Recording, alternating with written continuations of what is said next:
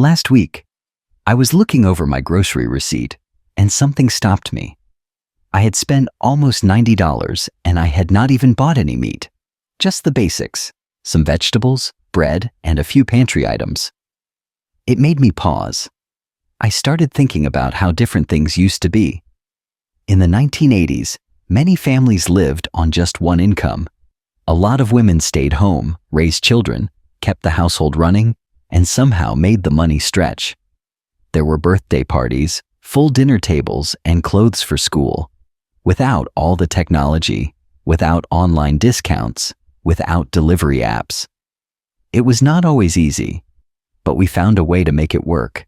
And looking back now, I realize there was real wisdom in how we handled money back then.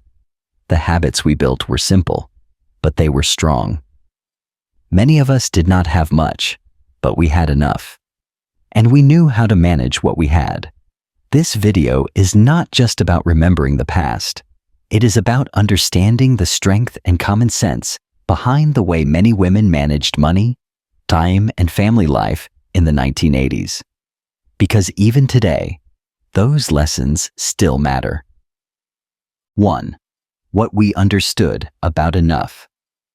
Back in the 1980s, most families lived with less. But what stands out now is not what we went without. It's how normal it all felt. For many women, the idea of enough was not about having everything. It was about having what was needed and being grateful for it. We had one car, not three. There was one television in the house and often just one bathroom. If someone was using it, you waited. And that was just how it was. People shared more.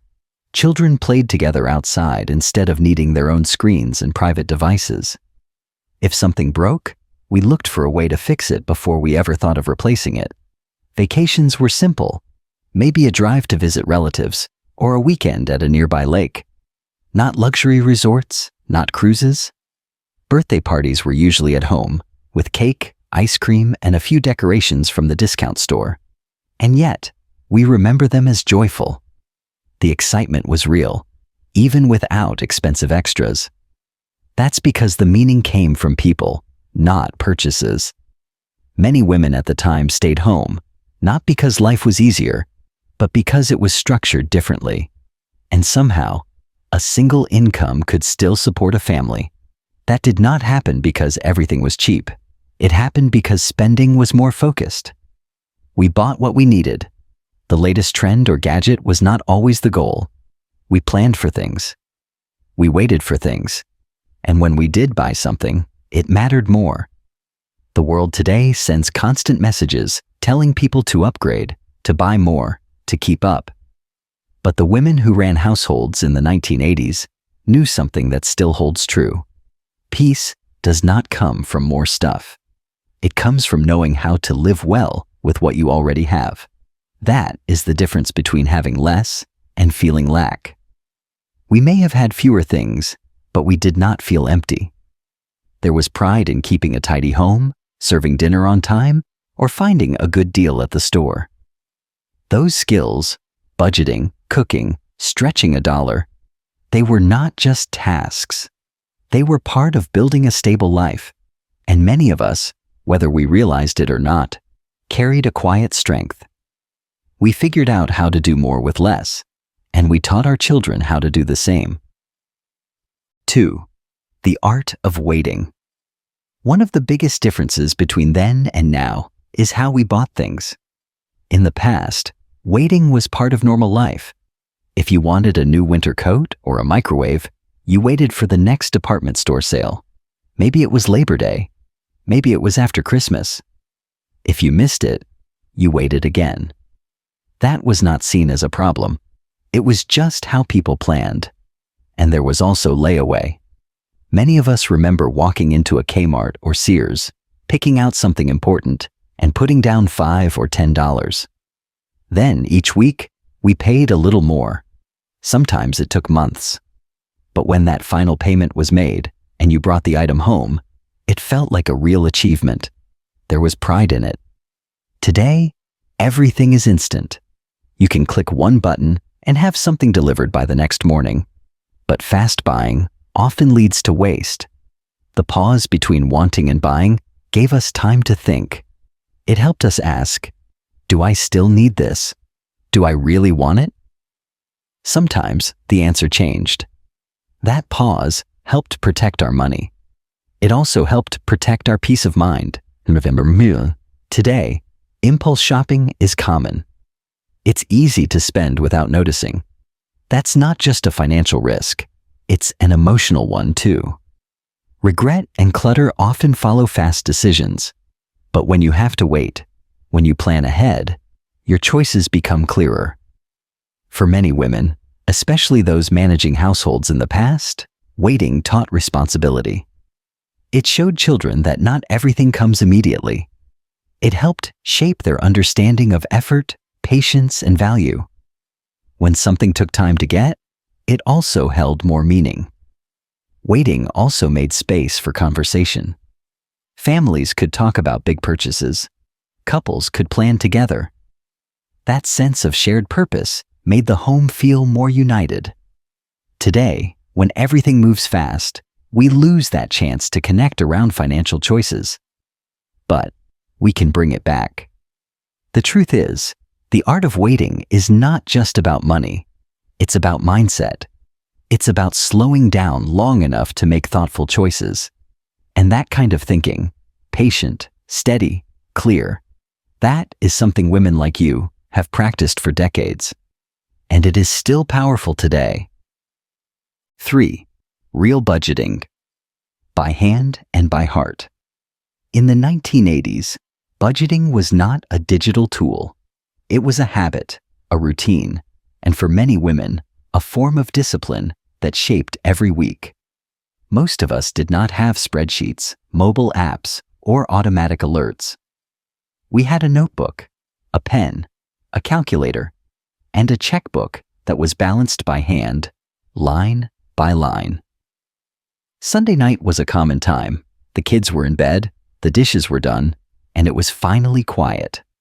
You would sit at the kitchen table with a stack of bills, your bank statement, and a sense of responsibility. Every dollar was counted. You wrote down how much was coming in, and you matched it with what needed to go out.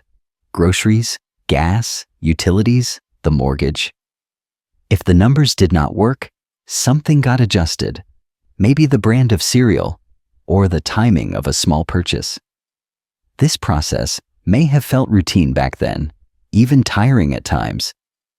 But looking back, it gave us something that is rare today: awareness. Every subtraction was felt. Every extra dollar was noticed.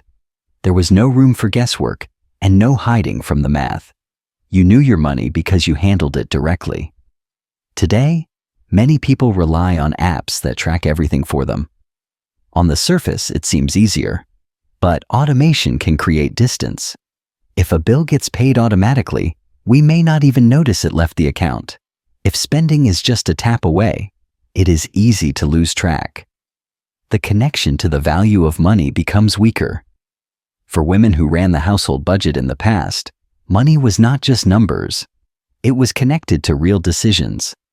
It was meals on the table, shoes for a growing child, gas in the tank, or saving up for Christmas gifts. Budgeting was not only about control, it was about care. That care often meant doing more than just writing down numbers. It meant keeping receipts, comparing prices, checking the sales flyers every week. It meant calling the electric company to ask about a strange charge, or looking through old bank statements to see if something could be cut. This kind of budgeting taught us how to make trade-offs. If the grocery bill was higher, the entertainment budget went down. If something unexpected came up, like a car repair or a doctor's visit, we looked again at the budget, and we made it work. That flexibility came from knowing the details. There was also a sense of responsibility to the family. Whether you worked outside the home or not, managing the money was a form of contribution. It brought a sense of dignity. You were not just spending, you were protecting, you were planning, you were keeping everything on track. Even now, returning to paper budgeting, even just for 1 month, can reconnect us to that clarity. It slows things down. It makes us think twice. And for many women who already carry decades of wisdom, it can be a reminder that true financial strength does not come from apps or technology. It comes from attention, consistency, and care. 4. Food was simple and sacred. For many of us, food in the 1980s was not about trends or presentation. It was about nourishment. It was about making a meal from what you had and feeding the people you loved. And even though the recipes were simple, the memories they created were lasting. Most families did not eat out often. Fast food was an occasional treat, not a weekly habit. Delivery was rare, and restaurants were saved for birthdays or special outings. So, most meals came from our own kitchens, where the cooking might not have been fancy, but it was always meaningful. We used what was available. A pound of ground beef could turn into spaghetti, tacos, meatloaf, or casserole. A bag of potatoes could stretch across several meals. Canned vegetables were common, and frozen dinners were more of a backup than a routine. Meal planning often happened without a written list. It was just built into how we thought, and there was no shame in keeping it basic. A tuna noodle casserole with a crunchy topping of breadcrumbs or potato chips was a full dinner. Pancakes for supper was not a failure. It was a solution. Leftovers were saved and reused. Wasting food was avoided whenever possible, not only because of cost, but because we respected what we had. Feeding a family on a tight budget required creativity. But it also built a rhythm. Dinner happened at the same time each evening. People sat together. There was conversation, even if the day had been long. That kind of consistency did more than feed the body. It fed the sense of connection. Today, meals have become more complicated. There are endless recipes online, delivery services, diet trends, and special ingredients. But despite all the choices, many people feel more stressed about cooking than ever before. They open a full fridge and still feel like there's nothing to eat.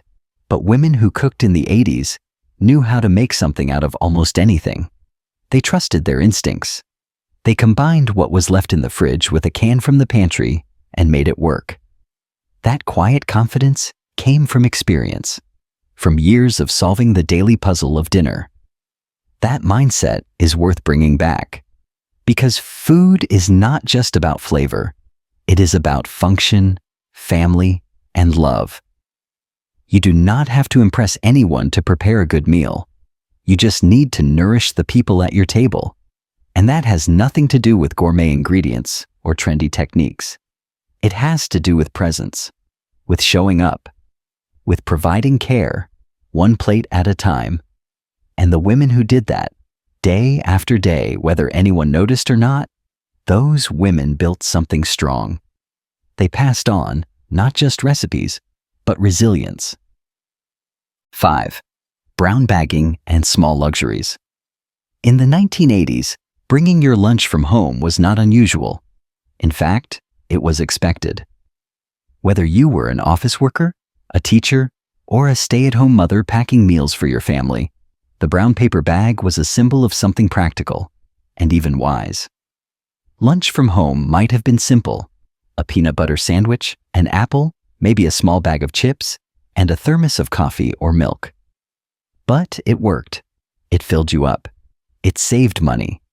And most importantly, it kept you grounded in your routine. There was no pressure to spend $10 or $15 on lunch. That kind of spending, back then, was seen as a special treat, not a daily habit. Many women, especially those running a household on a single income, knew how to make the most of what they had. Packing lunches was just one small part of that system, but it made a difference. Over the course of a month, those savings could mean covering an unexpected bill or setting aside something extra for the holidays. It added up. But more than the money, brown bagging lunch was a quiet act of care. It took planning. It meant waking up a little earlier or staying up a little later to make sure everyone had what they needed for the next day. For children, It meant a small reminder from home in the middle of the school day. For working adults, it was a way to stay in control of their time and budget. Today, it is easy to fall into the habit of convenience. Food delivery is just a few clicks away. Coffee shops are on every corner. The options are endless, but the costs are too. Over time, it becomes easy to lose sight of how much we are spending. And when we're stressed or tired, we tend to justify it. I deserve a break. It's just $5. But those small purchases, repeated often, can quietly drain our finances. The wisdom of past generations reminds us that being careful with money is not the same as being stingy. It is not about denying ourselves comfort. It is about choosing when and how we spend, so that our resources go where they matter most. Packing lunch may seem like a small thing, but it teaches consistency, responsibility, and self-respect. And it allows us to redirect money toward things that truly bring value, paying off debt, helping family, or saving for a moment of real rest. Even today, returning to that habit, just a few days a week, can bring clarity. It reminds us that simplicity is not a sign of lack. It is often a sign of wisdom. And for women who have spent decades making thoughtful choices, that kind of quiet wisdom still speaks volumes. 6. We fixed things, and we didn't feel ashamed. In the past, when something broke, we did not immediately throw it away. We took a closer look. We tried to fix it. That might mean sewing a button back on a shirt, taping a broken toy, or adjusting the knobs on an old washing machine. It was normal. It was part of daily life. And for many women, this was not just about saving money. It was about taking care of what we had. There was pride in making things last. We respected the time and energy that had gone into earning those items. A ripped pair of jeans did not mean a trip to the mall. It meant pulling out a needle and thread. There was also a kind of confidence that came from knowing how to repair things. If the vacuum stopped working, someone in the family would take it apart and figure it out. If the toaster made a strange sound, you tried to fix it before shopping for a new one. Maybe you called a neighbor or a relative who was good with tools. There was a shared knowledge, a willingness to try. Today, we live in a culture where everything moves fast, and replacement is easy. Appliances are cheaper to replace than repair. Clothes go out of style quickly. Technology becomes outdated within a year or two. But that mindset creates waste, and it also creates a sense of helplessness. When we lose the habit of fixing things, we lose part of our independence. We rely more on companies and services. We start to believe we need to buy our way out of every problem. But the truth is, small repairs can save money and build confidence. Many women grew up learning basic skills like sewing, gluing, patching, tightening, and even painting. These were not hobbies, they were part of life, and they were often passed down from mothers to daughters, shared between friends, or picked up through experience. That kind of knowledge does not disappear. It stays with you, and it is still useful today. Fixing something, even something small, can be satisfying. It reminds us that we are capable. It teaches patience. It helps us see value in things that others might overlook. And in a world that often encourages fast decisions and fast spending, that slower approach is refreshing. Of course, not everything can be repaired, and not everyone has the tools or ability to do every fix. But the mindset matters. Before replacing, we pause and ask, can this be fixed? Is there another way? That moment of reflection can save money and help us feel more in control. Bringing back a habit of repair does not mean going backward. It means carrying forward a strength that has always been there. A strength rooted in care, resourcefulness, and respect for what we own and for ourselves. 7. No-name brands and quiet confidence. If you walked through a grocery store in the 1980s, You probably remember those plain white cans. They had black letters that simply said PEAS or corn. No pictures, no colors, no characters, just the name of the item and a lower price. They were called generics. And for a lot of families, especially those on tight budgets, they were a regular part of the shopping list. No one apologized for buying them. In fact, it was often seen as the smart choice, because it was. Those no-name brands were often the exact same product as the more expensive version, just with simpler packaging and no advertising. Today, grocery stores still offer store brand or generic options, but they are often dressed up with fancier labels. The truth remains, they are just as good in quality and sometimes even come from the same manufacturing plants as the well-known brands. But many people still hesitate, thinking more expensive means better. That is not always true. Women who shopped for their families in the 1980s understood that. They knew how to compare prices. They looked at cost per ounce. They read the weekly ads, and they stretched the grocery budget without sacrificing quality. They knew that feeding a family well had less to do with the brand on the box and more to do with what was inside. There was a quiet confidence in shopping that way. You were not trying to impress anyone with what was in your cart. You were trying to meet your family's needs in the smartest way possible, and when you found a good deal, you felt proud, not embarrassed. Saving money was not seen as being cheap. It was seen as being responsible. Many women even took it a step further. They clipped coupons from the Sunday newspaper, filed them in envelopes or little plastic holders, and planned their shopping trips around the deals.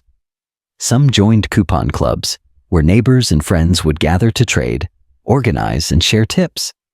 It was a way to connect, learn from one another, and make a little bit of money go a long way. It was not just about groceries either.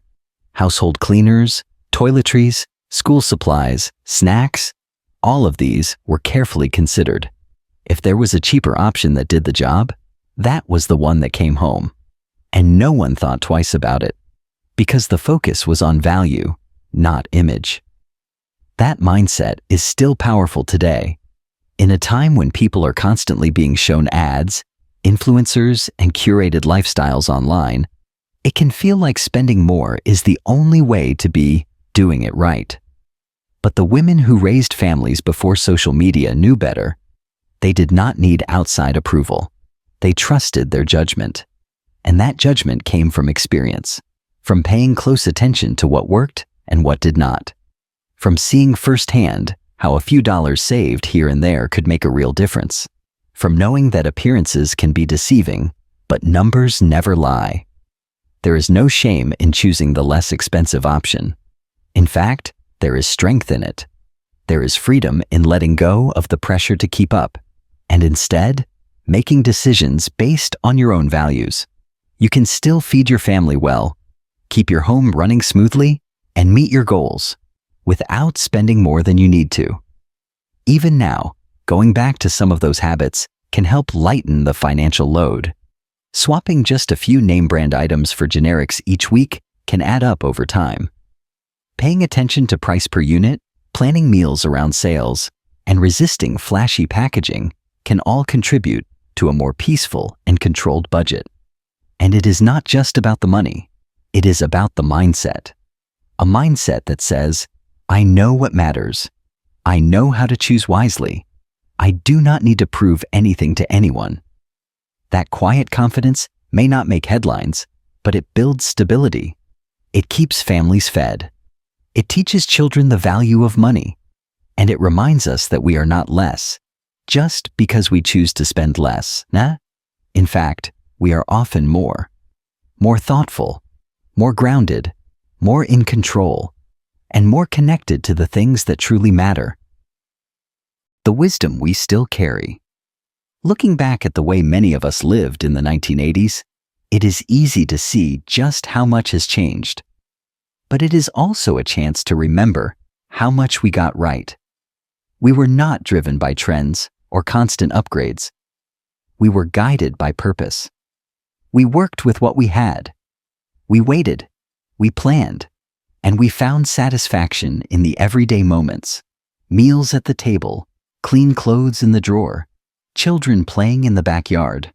It was not about perfection. It was about presence.